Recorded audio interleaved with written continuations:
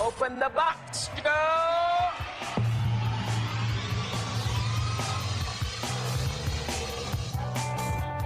So, welcome to the second episode, kind of the first episode of the Two Librans podcast. The only... Yes, not the Paintwork podcast. So, there was a bit of a kerfuffle after we recorded the first one, that during it, you can actually hear us both realize that we're both Librans because our birthday was last week. So, we just kind of realized that... happy birthday to us. We're both turned 39 within a few days of each other. And we figured out that is a much better name than the shit name Paintwork. It's not a shit name. It's a good name. It's just... it's also been sort of taken by some fucking conference. Oh, really? Yeah, incidentally, about the fall. Well, it's called Messing Up the Paintwork. Messing up the paintwork, right? Yeah, apparently there was a conference some time ago, and I wasn't invited to it, so stole my name. Yeah. Even though you did that Instagram post about Mark E.smith and did a drawing for it. And well, that's where they got it. That's where they got it. So yeah, we were not. It's not called Paintwork anymore. It's called Two Librans. I now realize that the listener at home will have that written on their app. Yeah. So this is entirely redundant, and we should anyway. It's fine. Yeah. It's exciting. Things are happening live. Yeah, and a lot of new Mark E.smith news this week. Oh yeah, he's still dead. Big reveals. Yeah, he's still dead. I looked up that Instagram for his widow, his final widow, and those photos were a bit depressing. Him walking through. You can look it up for yourself. His last wife. I'm done with widows. Yeah. Okay. How many widows do you think you will leave? The track record I have is 0. So I think I'm pretty confident that I'm gonna die alone. Yeah. Well, the whole marriage thing was a bit of a thing of the past. Yeah, no. People don't serially marry quite as hard as they used to. Yeah. I had my cat's teeth removed because they were rotten. So if I die in my apartment, she won't be able to... Yeah, it won't be able to eat my face, because apparently that's a thing with cats when you die. Dogs will eat like whatever's left in the house and just out of extreme desperation eat their owner. Cats, like, first thing. Yeah, I've always been like really annoyed by this reasoning for a number of reasons. One, who gives a shit? You'll be dead. And 2, if you allegedly love your pet, wouldn't you like it to survive and eat you? Yeah, I guess so. Yeah, I mean, I would love my cats to eat me, and I'm sure they will. Well, I kind of want an open casket funeral to terrorize whoever I have left in my family. I've been having this fantasy about sort of faking my death, but just a day before I actually die. Okay, yeah. You know? Because I want to get the funeral content. There's no point in a funeral if you're not going to see it, right? But if you fake your death and then you keep living, people are going to hate you. So you fake your death, you get all the nice things, then you do like a little trolley message. And everyone goes like, oh, what a bastard. And then you actually die, and they go like, well. Maybe he was just smarter than the rest of us. Yeah. I think, Mark E.smith would have loved to see his funeral. No, he wouldn't. Have you read about it? No, I haven't at all. Well, let me Google Mark E.smith's funeral. I quote to you from Manchester eveningnews.co.uk.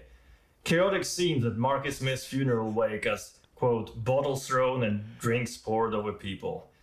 A former band member of The Fall described the wake as total disrespect. He would have loved it. That's lovely, yeah.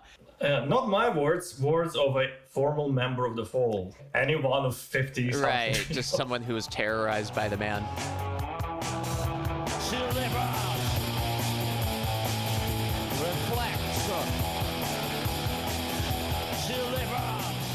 So we were going to talk about that song this week to kind of kick off this new chapter of the podcast, the second episode. Yeah, the feedback for the first episode has been unbelievable. Yeah, the one we haven't released. Yeah, we've been showered in praise. I mean, there's been no negative reviews whatsoever. And that seems like a good sign. Yeah, no negative reviews or reviews at all because it's lived on my hard drive and our Dropbox. We have a rich resource that we're going to strip for this podcast, the annotated fall on something called Doombie. So it's annotatedfall.doombie.com. Shout out to them. Yeah, the premier hosting site for fall lyrics. And I think it looks like a WordPress site. Yeah, I don't believe it has been updated in its design. No. I do love the clouds at the top. It's very fitting for the fall. I think it's Mark E.smith up in heaven. So yeah. Yeah, they haven't put tremendous amount of effort. I think this was a default WordPress template, but more power to them. It's better than our website. Anyway, a bit of a weird song. Yeah, it's actually a banger. Yeah, absolute banger. Has a great German-inspired motor rig drive, but it's also not quite as proggy as some of the other stuff. It's relatively short. Yeah, it's also from an interesting era. I think the album "The Unutterable" that came out in the year 2000. What year did the whole meltdown happen? It was getting there. I think it's the penultimate album in that lineup. I think there was one more, and then he sort of fired everyone except for his damn wife. Yeah, the one that got a restraining order. No. I think Eleanor. Okay. Eleanor. Okay. Yeah. Who's, in my opinion, the best one. The best wife. I mean, so you're not a Brix guy. Well, I like her. I think Brix provided a good amount of tension. Yeah. Eleanor seems to have had the best influence on him, both as an artist and a human being. I mean, Brix actually has only kind of nice things to say about him. Yeah, it's kind of remarkable that everyone is so nice about him after he died. Considering what they went through. Some people have, private lives where they're actually sweet and lovely, and are just their public reputation's a lot different. Yeah, no. Well, Eleanor Palou, I think all the interviews that I heard with her are great. She seemed smart and I like musically what she brought to the fall. Yeah. Well, so from what I know, they met ages ago, and he was kind of reticent about hitting on her, which is. I mean, she is beautiful, Yeah. But it sounds like he also had some respect for her. Oh, certainly, yeah. Which is nice. I think he did for Brix too. Yeah, well, at first. I mean, I will give him that. There was some interview where someone asked him, "Why do you always have a wife in your band?" And he said something like, "Well, I have my wife because she's a good musician, and that's why." Interesting. I thought that was quite a... Right. There's an interview where it's one we have to cover someday. But it's an interview where actually we could probably cover it today. There's a very funny line and a bit of combativeness when it comes to him the interviewing asking about his wife.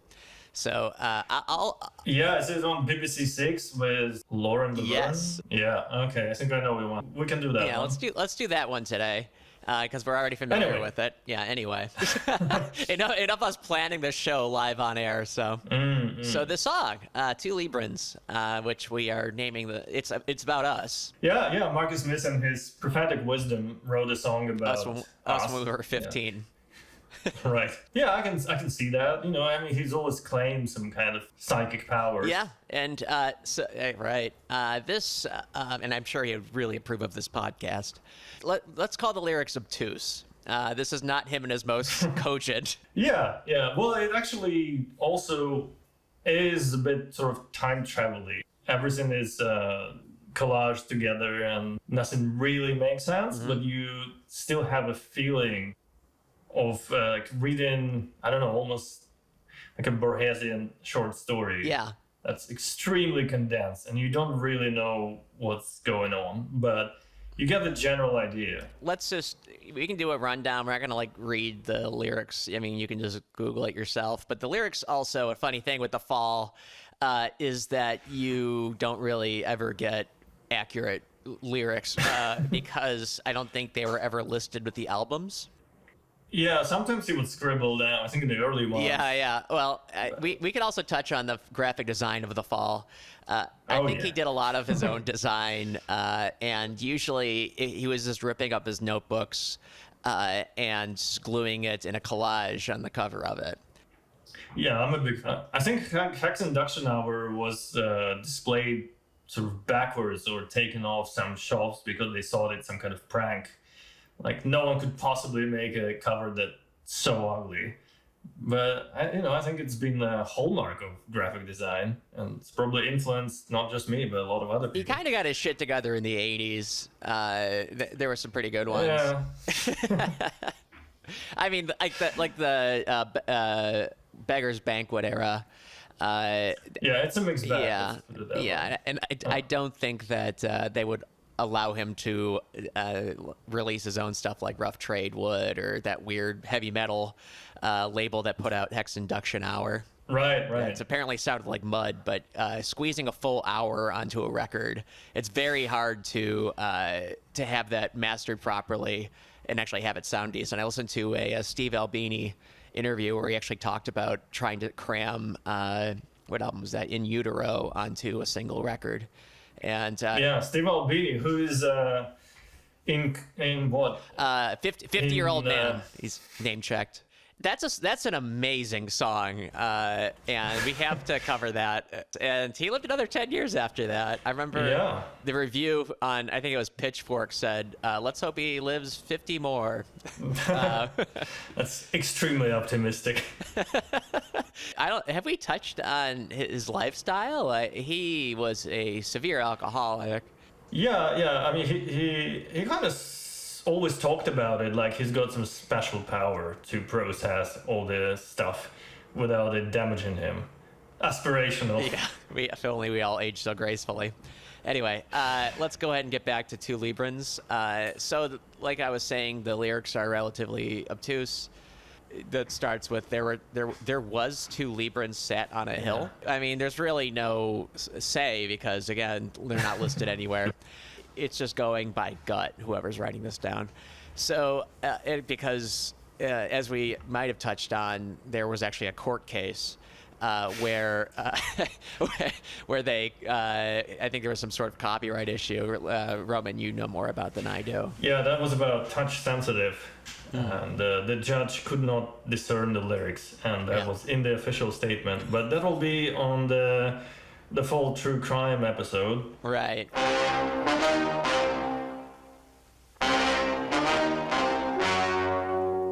The story you are about to see is true. The names have been changed to protect the innocent. So let's go ahead and get back to Two Librans. And the next line apparently is, and one always exiting the easy gate. Yeah, according to the footnotes on the website, it has a possible connection to a Lovecraft story, which I can't believe. Yeah, no, the Descendant. Yeah, which he certainly has done before, and the Victual song. What's the Victual song? The what? The Victuals. Your accent, man. I just. You want to write it down? I feel Voxish. Voxish, okay. Voxish, one of my favorite Fall songs. I need to re-listen to that era. But I did. It made me hungry for victuals could not raise nor buy. But he was a fan. He was also a fan of Arthur Machen, a Welsh horror writer. In fact, he was one of the probably few members of the Arthur Machen Society. He's also known for publishing a book of bad reviews of his own books. Yeah. Oh, interesting. Yeah, which apparently inspired Stuart Lee to do the same thing on his little website. And I also did that for a while. And then I thought, that's probably enough of that. Yeah, self-flagellation will only get you so far. Two Librans reflect, two Librans high and low in mind. To Oprah Winfrey, she studies bees.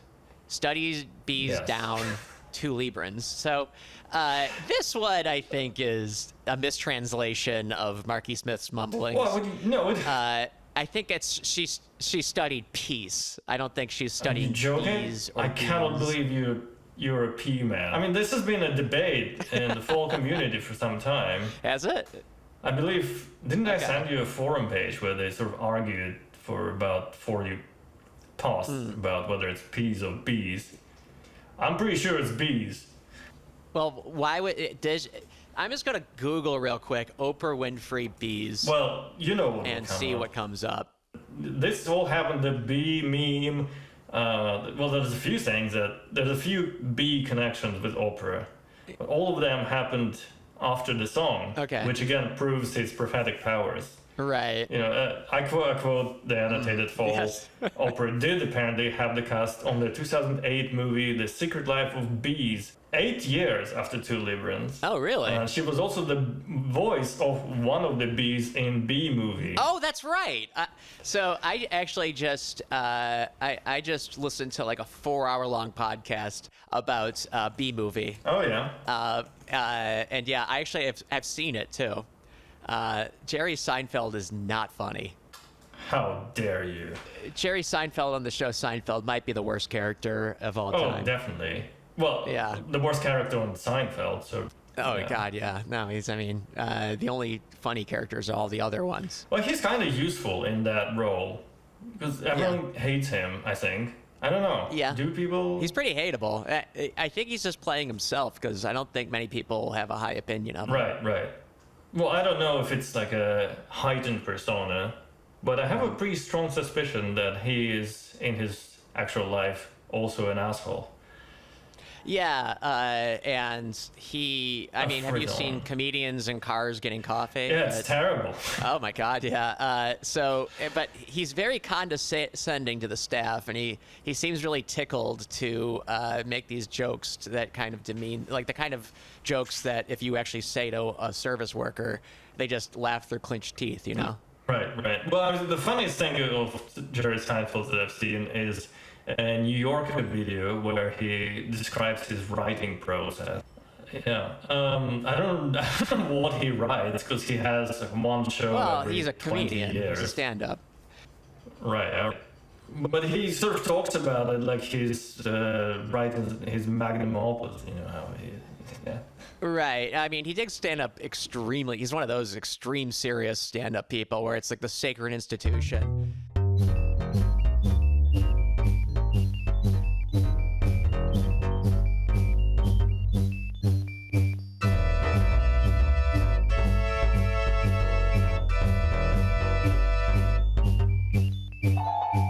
So yeah, Oprah Winfrey and the bees. Yeah, I like to think that it's the bees because that proves e.smith's prophetic powers. Yeah, because she was in Bee Movie.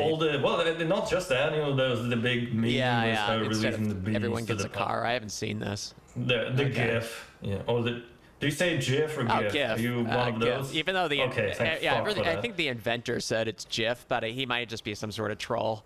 Because Yeah, no, it doesn't matter. I'm sorry. yeah, I mean phonetically, it's a G. It's a hard G, like in the English language. So anyway, the fall and the song, yeah, Oprah. I'm surprised that he has any sort because Oprah's a very American thing. It's a woman, Yes. not a thing. That's okay. Sorry. Apologies to Oprah Winfrey. That's you right. know, she is. I meant like the show, the Oprah brand. She has a yes. book club. She has a magazine, O Magazine. So getting back to it, it's after that Oprah Winfrey studied bees. And there are 2 bee connections apparently. There's Bee Movie and some bee GIF I haven't seen yet. What do you haven't seen the Oprah Bee GIF? No, I guess That's I'm not. not possible. People aren't sharing the right web with me. That's like not seeing the Titanic. Yeah, I mostly seeing the Titanic. I think. Not the ship. Is You that what know you what think I the movie's? mean. Do you think the movie's called The Titanic? It's called the Titanic.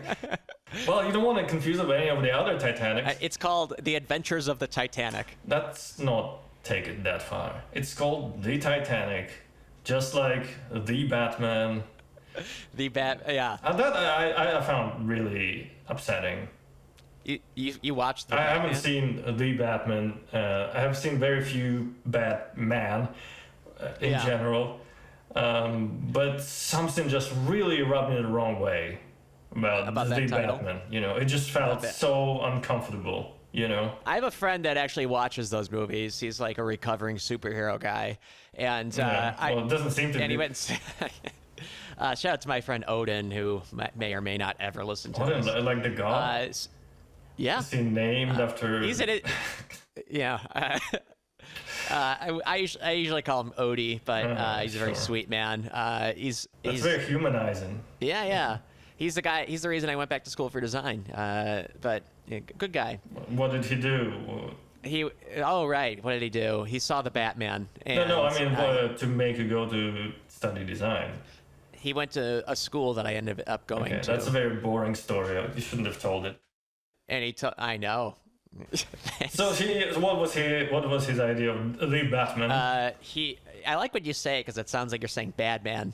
Well, it's also like in French, THE is terre, which is tea.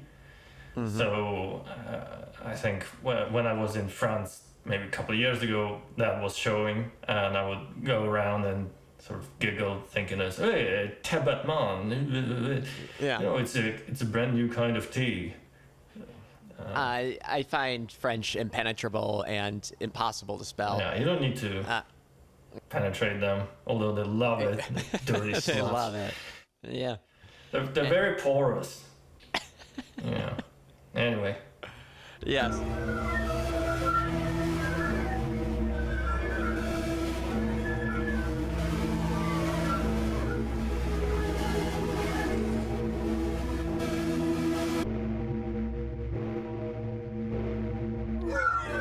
Anyway, the next line in Two Librans, listed on the annotated file, is just the word war. Interesting. Yeah. And then the muggings dressing a soldat? The fuck does that mean? Soldat, well, in Russian it's a soldier, but I think in a few other languages, maybe German too. German, it says, yeah. A language Marky Smith often correctly or more often not incorporates into his lyrics. That's right. Yeah, he has some very funny uses of foreign languages, especially in the song Lost in Music. Has the incredible line, "Le monnaie est sur la table." What does that mean? It means the money is on the table. It's not sure why he thought that the French language does not have a word for money. I think he just enjoyed the fun of it. Yeah. Anyway, it also says soldat means the same in Romanian. I can believe that. Yeah. The next one is very confusing. I mean, they're all pretty confusing. Nelson in Timor, Tolstoy in Chechnya. Yeah, part of me is saying he just liked the sound of it. Yeah. It suddenly relishes Chechnya. Yeah, Okay. Again, this one I really never. I heard I picked up the word Oprah in this in Bees because that really stands out in the song. But also the notes just tell you who Tolstoy was. Very useful. There is a Tolstoy museum in Chechnya. He was a bit of an anarchist, and his final novella. Yeah, well, I think it comes back to the premise of the song. If you can interpret it as such. I sort of see it as like two time-bending characters sitting on a hill and having a bit of a banter, and they represent sort of opposing strands of history.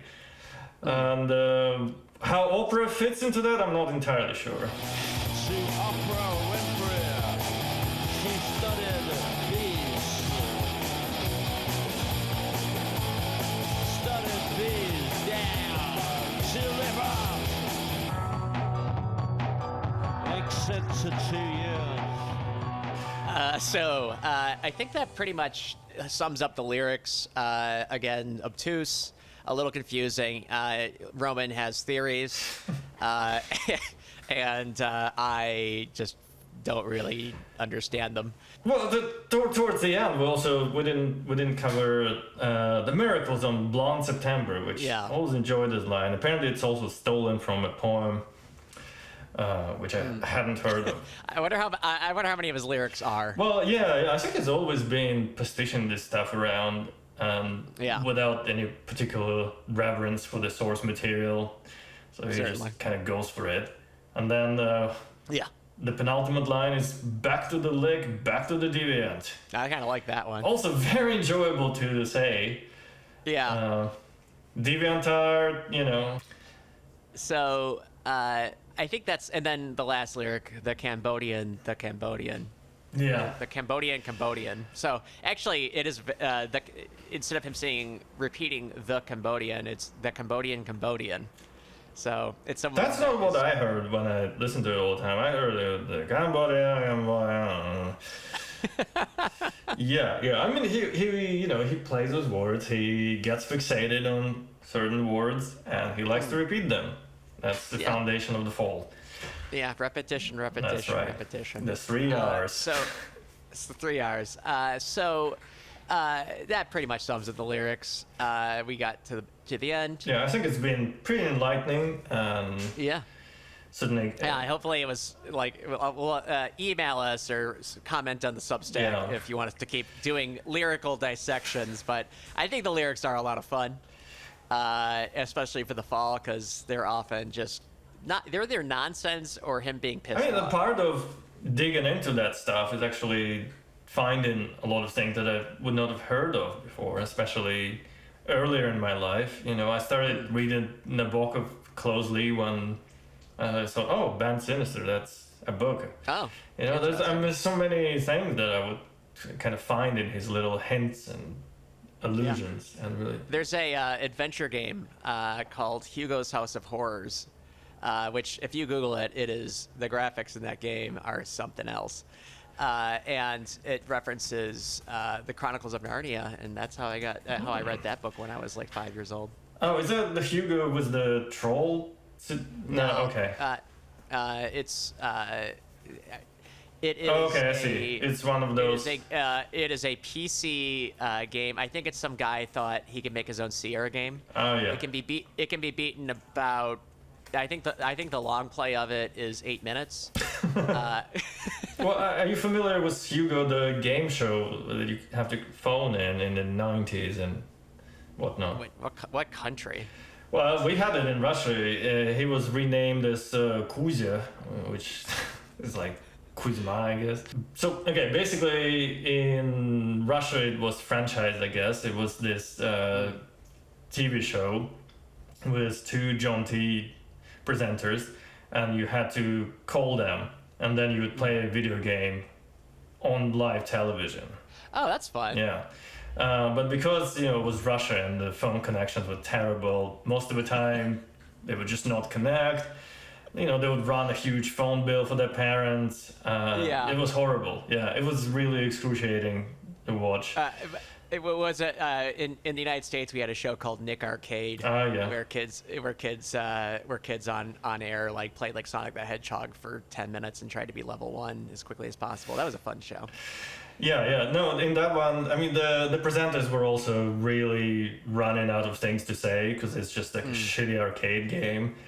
Yeah. And they'll be like, turn left, no, jump. Yeah. And at some point they'll be like, this time to spice things up, we're gonna give you bad advice. Yeah. So be like, don't jump and turn right. Oh.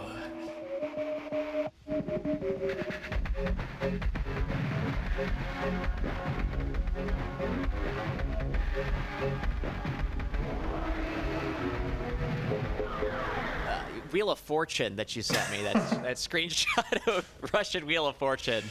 I encourage the listener to Google what Russian Wheel of Fortune looks like. Yeah, Russian Wheel of Fortune is pretty different. It's hosted by a man who has been accused of vampirism. What? He seems to not have aged in any significant fashion for something like 1,000 years. Yeah, I thought you were gonna say he feasted on the blood of the living. Entirely possible, but part of the show. So it was hosted in the 90s. I think by a legit journalist, and it was something Wheel of of Fortune was. Yeah, it was something of an intellectual affair by the time. They would have questions where you actually had to think and have some erudition and whatnot. Yeah, I think I don't think it's based on the United States one whatsoever. Well, they took the format for sure, but then So it's the same format. yeah, but that right. journal, the intellectual journalist, was assassinated. Whoa. By whom? Well, I'll let you figure that out. Yeah. We're in Russia, right? So Yeah. you can make a wild guess. And then he was replaced with a bit of a buffoon. How often does that happen on TV shows when the host is replaced? Pretty frequently, honestly. I mean, I would say not as often as it should in some instances. Yeah. Like someone was watching the television and got upset. It was not on television, and they didn't replace him right away. I mean, that would be pretty Although, upsetting. again, there's a lot of dash cam videos of Russians just driving past a meteor or whatever. So I wouldn't put it past them. It's a wild place. But the new presenter, he's kind of this goofy fella, and he just completely destroyed the format of the show. And he Is he the one who put flowers and like baked goods on the wheel? Do you like win those? Well, he would do all kinds of things, but as the show progressed and as it became more and more archaic and completely out of touch with reality, especially in the internet era, it was just absurd. And it would still have the prime time slot on Friday. And there were all kinds of theories that he has some state secrets, and that he's imprisoned and forced to host this show for the rest of eternity. Because he just increasingly began to look really depressed. There was an interview with him where he would just candidly talk about how much he hates all the people who come there. Wow. And also increasingly, in the beginning, it would be people from Moscow and Petersburg, and then it moved further and further into the regions. Which is no offense to the regions, but that brought a sort of a more, again, I'm not being judgmental, it's just a fact, a more provincial public. They would often bring stuff from their area. Okay, so that's why what's in the middle of the wheel. Yeah, is that what's in the middle of the? Okay. Yeah, and so the show. Because the wheel, if you Google it, you will see the wheel has like the one I'm looking at here. The show's called Field of Wonders. That's right. Okay, so they switched things up, and on the wheel are some eggs, a bowl of fruit, some kind of pie. It's kind of hard to tell because there's just so much shit on the wheel. There's basically enough food to feed several families. Did they eat on the show? Yes.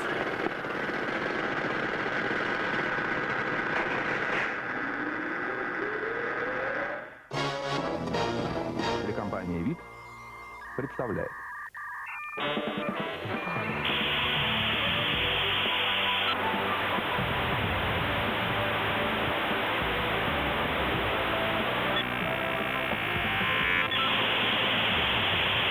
We're back. And we're back. Yeah. We're back. We're still talking about the Wheel of Fortune, the Russian Wheel of Fortune. Yeah. Unfortunately, Roman's internet's a bit spotty, so it's called we lost connection. Like you said, it's called the Field of Wonders, which is from a Russian version of Pinocchio. Oh, is it? Where there's a Russian version of Pinocchio. We're going down a rabbit hole. There's a Russian version of everything. There was a sort of period where every children's book writer would just do a Russian version of something. Interesting. Yeah, some of them would be significantly better, I would say. Really? Okay. Yeah. So he would basically have to wear different weird costumes. There would be kind of like an unintentional drag element.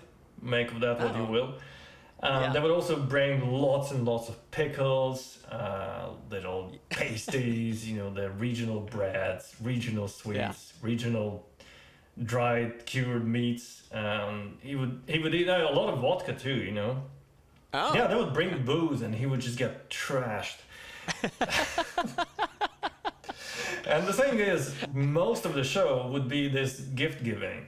The actual guessing of the word would take up maybe 10% of each round. Wow. And then the best part was the black box. I don't know. Oh, what's the black box? Was that in there? There's no black box in the American Wheel Really? of Fortune. Well, there was the Sector Surprise, I believe it was called. It was kind of a question mark. So if you get to that, he brings out a little black box from a crashed Nazi warplane. No, it's just a black box. Okay. I don't think they were making black boxes back then. No. Well, he brings a black box. It's very easily opened, and he can open it will. In fact, he often kind of peeks into it and goes like, "Ooh, look at that."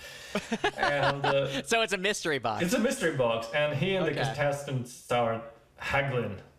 So he says, "How about I give you 200 rubles, and you will not get what's in the box?" And the Okay. contestant was like, 300. No, I want what's in the box, you know. Okay, so that's a trope. There's like Simpsons jokes about Yeah, that's kind of history. happens. But they start haggling Yeah. like in a very Russian way, you know, Okay. the way you would have at a market for some discount meat. And, Yeah. you know, that also keeps going for ages, and the audience always shouts like, "Get the box! Get the box!" 'Cause they want to know what's in the box, right?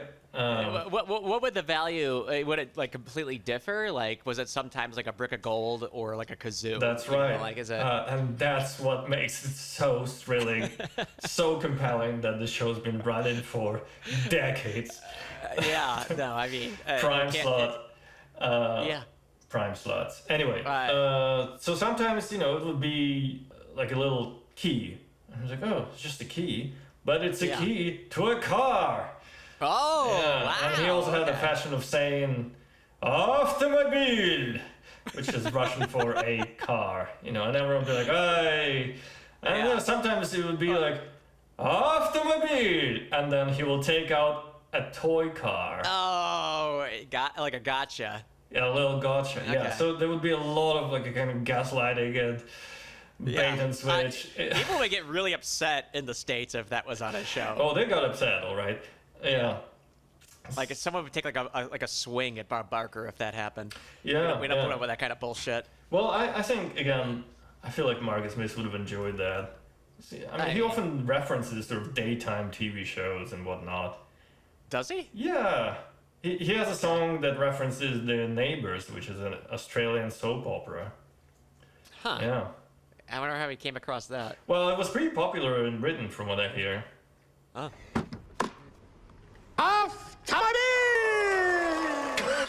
Well, anyway, Yeah. interview.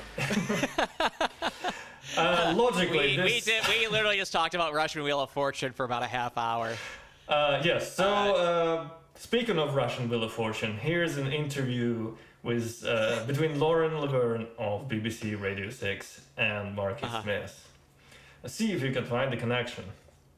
So I'm gonna play the interview from my laptop, which is adjacent to the microphone, and it will probably sound a bit shit, but you know, you'll feel like you're in the room with Marcus Smith. It's a YouTube video from probably 15 years ago. So when was this uploaded to YouTube? If someone wants to look it up themselves.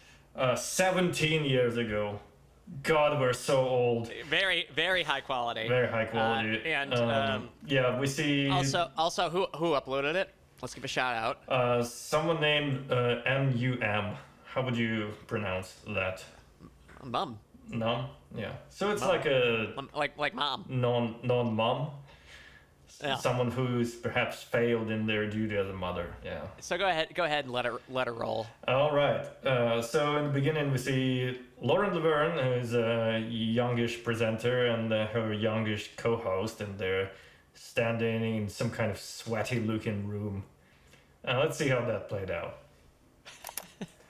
In 1976, Johnny Rotten and Sid Vicious played just 30 miles down the road, giving the Northwest music scene a right on knee trembler. The infamous gig resulted in the birth of Joy Division, the Mondays, and Simply Red, and of course, this lot. It's famously in 24-Hour Party People. That's actually, I just watched that movie for the first time this week. And Marky Smith makes quite a cameo in that, but that show is pretty infamous. Yeah, no, it's a great movie, or film, as we like to say. Film. And Marky Smith makes a pretty insignificant cameo, I would say. He looks like he just rolled out of Don't bed. really know why he's there, other than It's just a cameo. they got him a drink and he said, "Can you say something?" I have no idea what he says in there. I think he says hello. He goes like, it's one of the most incomprehensible lines in his already very incomprehensible history. Yes, but that show is kind of apocryphal. That it's where like the Buzzcocks started. It was like a Sex Pistols show, Right? And apparently Marky Smith was in in the audience as well. Yeah. So in the beginning, the intro you heard, there was a man talking for a while. Then Lauren Laverne grabs the microphone as if to say, "I'm in charge here. I will read the screen text." So she does that. He looks a little upset, and then there's some kind of transmission situation. Whoa! John Peel's favourite band of all time have been going for 30 years, produced an incredible 78 albums worth of music, and been one of the British music scene's most influential bands since the Sex Pistols. They are The Fall, and this is Mark E. Smith. Hey! Right off the bat, he looks like he really doesn't want to be here. Yeah, there's actually an interesting quote from John Peel that the Fall are always different, but always the same. Oh yeah, I've never heard that one. It's pretty well documented. I'm surprised you haven't heard that. But You anyway, must go have ahead. dug real deep for that one. Well, let's make sure we bring it up every single time. Anyway, so he sat on the very red sofa with Lauren Laverne, who is also looking a bit uncomfortable. And she begins her questioning. Thank you very much for coming. Welcome to the show, and welcome to Liverpool. Obviously, you're a famous Mancunian. Is there a bit of rivalry between the two cities, do you think? Not at all, no. No? You love Liverpool? Yeah. Incredible. So that's a very great start. Yes/no question that he answers with no.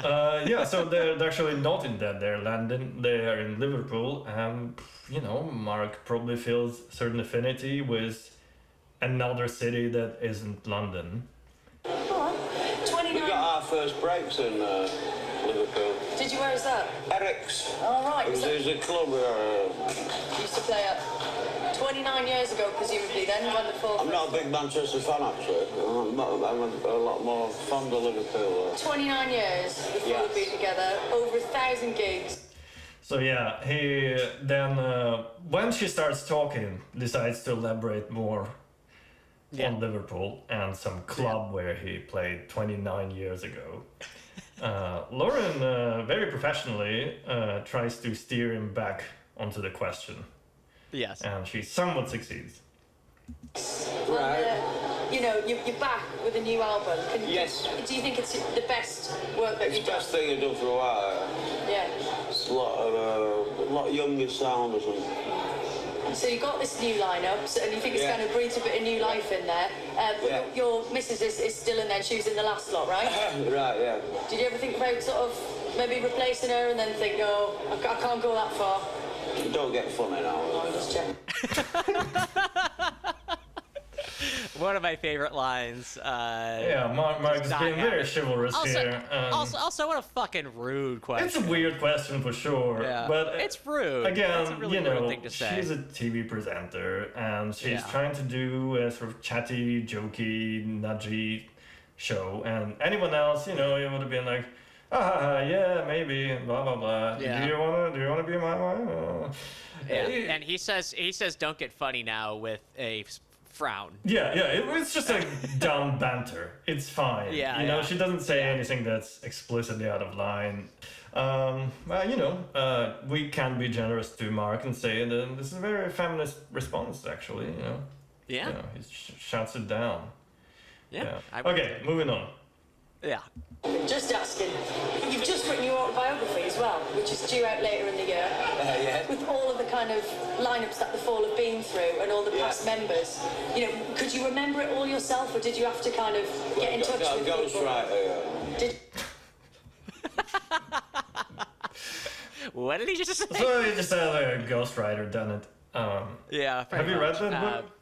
No, I think that maybe an episode we should try and Yeah, read it's that. fine. Okay. Well, I have only read the one Fall book, but I will maybe buy it and we could talk about it. Yeah, they sort of positioned it as like, oh, first of all, it has such an embarrassing name. It's called Renegade. Okay. The Gospel according to Mark E.smith. Which is Do you just think like it chose that name? I don't know, but it's such an edgelord I title. mean, that's a horrible title. Yeah, and I sort of I don't know. It doesn't really fit with a lot of things that we like about him, Right. and it fits with a lot of things we dislike about him. Yeah. Yeah, this is a balanced and nuanced podcast. We're not fanboys. We're No, certainly not. We take them to task when we need that's to. right. We love scrutinizing the dead. Yeah. Dig them up. Yeah. Relitigate the past. Yeah, That's kind 3D of scan them, turn every angle, Yeah. rig them to a cat, make them dance. Anyway. Perfect. How much is left of this interview? Oh yeah, sorry. I realize I may have been stretching it, but yes, we're about halfway through actually. Okay. Let's just move let it on. roll. Yes. Did you? Like Jordan? No, Okay, so you got someone out generally you in a guys. nervous breakdown. Really? Like the last 3 engineers who worked on the old thing. Is that something that you've done to them, Mark? Are you I don't know Is what it is. I don't know. Do you think you're hard to work with? People seem to go a bit crackers when they're around me. I'm a nice fellow, as you can see. That's adorable. Yeah, people tend to go a bit crackers around me. Yeah, it sounds like something like Wallace would say in Wallace and Gromit. Yeah. A different kind of crackers, I think. But Yeah. but he's a very nice fellow. I'm just crackers he about said. cheese, I think is what he says. Right.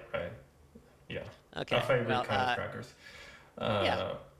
It was a pretty charitable answer by his standards for that question. Well, he often does that. He would say something quite rude, and then he would sort of try to win back some kind of favor, so Sure. that he can be unpleasant again. Classic. Classic Mark. Right, so that you seem very nice to me. So the autobiography, you got a ghostwriter in. Did they have to contact members of the Fall, previous members that maybe had fallen? That's why I did it, to be honest. Yeah. Because there's been there's been about 3 books about the Fall. They're all rubbish. What was your favourite kind of memory that you got to relive? Meeting you at the NME Awards. Right. I think Great. The automatic subtitles are not doing a great job here. No. Because what YouTube is suggesting is she asked him what was one of your fondest memories, and he says meeting you at the N Awards. Yeah. Which I think he said NME Awards. Which Right. is a New Yeah, Musical the auto Express. transcripts. We were originally going to do a different interview that we hadn't actually watched, and at the beginning of it, he says Greenpeace, but it's translated it to green pizza in the annotation. So, we can't always trust our AI overlords. So Yeah. Anyway, let's finish this up. yes. We've got famous son of Liverpool, Ian McCulloch, on this show later. Oh, good, is that right? He is, he's good. He's given us a guided tour of the city. Have you ever been around Liverpool? What, on the Ian? show? Yeah, he is, yeah. Slag. Go on. Have you ever been Did he say slag?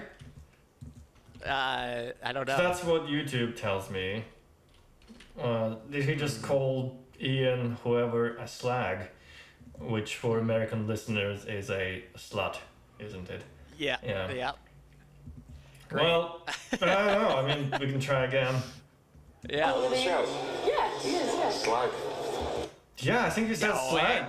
Really? Yeah. That's interesting. Well, I think he's implying that this colleague of his is a bit of a slut, sort of sluttily showing the show around. The show we don't slut shame. Yeah. Well, he probably means it as kind of like a sellout move.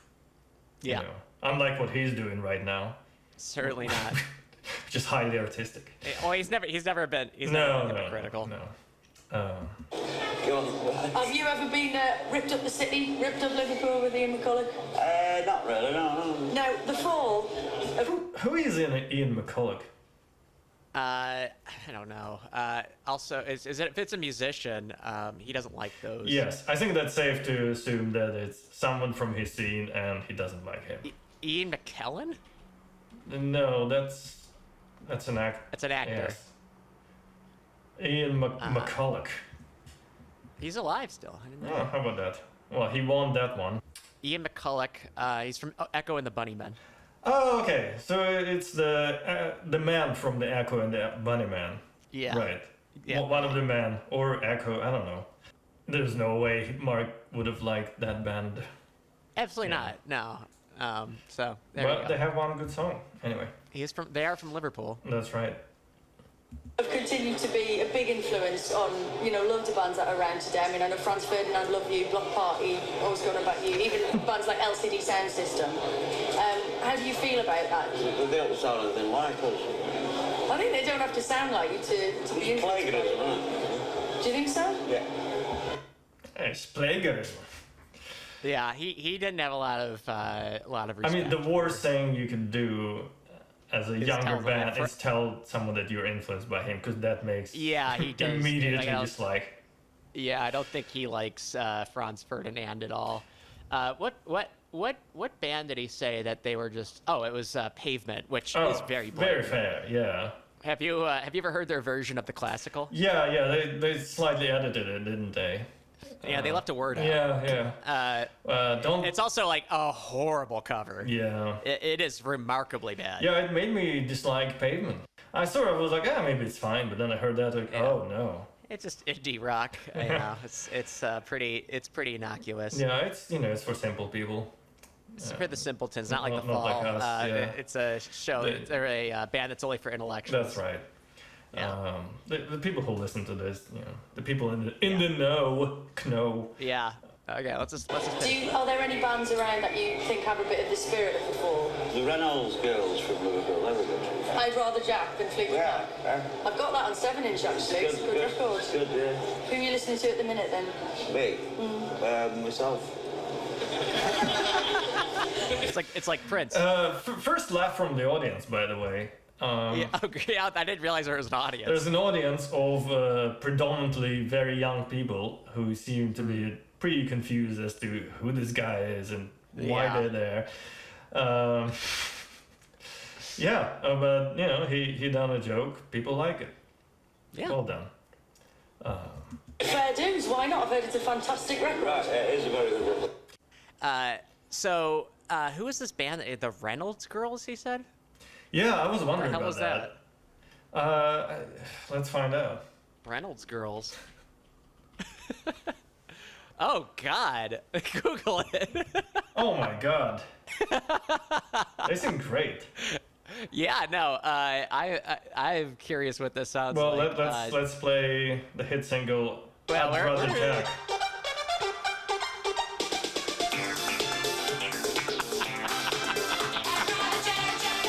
Oh, yeah.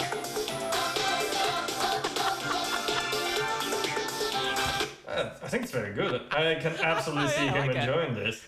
Oh, yeah. I mean, he had a techno era.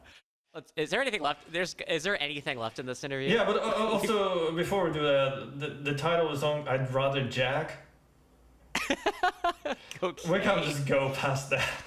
Is that a British term? I wonder. I mean, Okay, let's go to friends of the pod, Merriam-Webster. okay. Jack. To move or lift something, to raise the level, increase intensity, steal, rob, cause excitement, hunt, copy, hit, grab, cause injury, beat up or hurt, treat or confront, and masturbate. What do you reckon it is? Which one do you think it is? I'll say lift up. Yeah, I think it's... I mean, but that's also like Yeah. jacking a car, you know? They just like using a jack. like lifting. Yeah. Yeah? Yeah, they love lifting.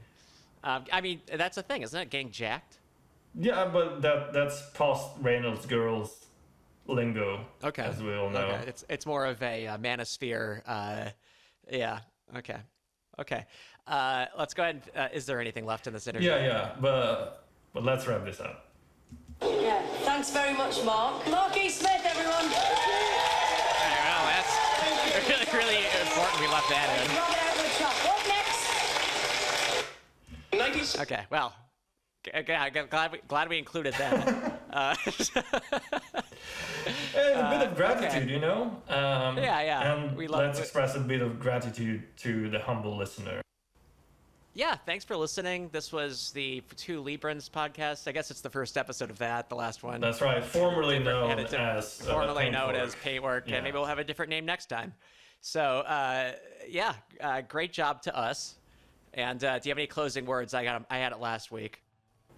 Make sure you sit down before you lift something up, or in the words of the Reynolds girls, I'd rather jack. Goodbye, everybody.